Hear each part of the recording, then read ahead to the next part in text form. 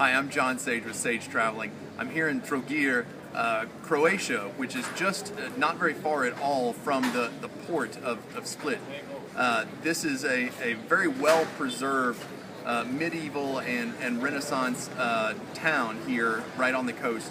I'm in St. John's Square. There's a cathedral in front of me and another church behind me, houses of nobility, and the city hall. Fairly typical for what you would expect in a town square.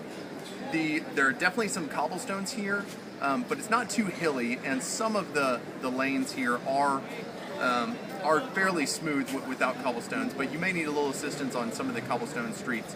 While you're visiting the port in Split, if you're just here on a cruise ship, you've got several options. So the first one would be a walking tour of Split, and that would include Diocletian's Palace. Some of it's accessible, some of it's not. You won't be able to get up into the cathedral there. There's about 20 steps. Trogir, as I mentioned, is not far away.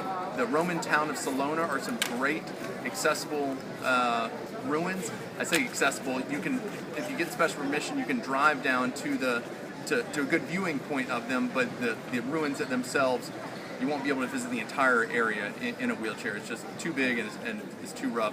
And there's also the Fortress of Klis, which is not very accessible, but you can at least get an idea of that. So there are several accessible options here in Split. One of the challenges may be the cruise tender, depending on if your ship is using a cruise tender or docking.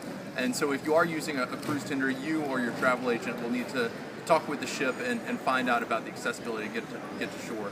But this is a very popular spot right down the coast from Dubrovnik, and there are some accessible options here.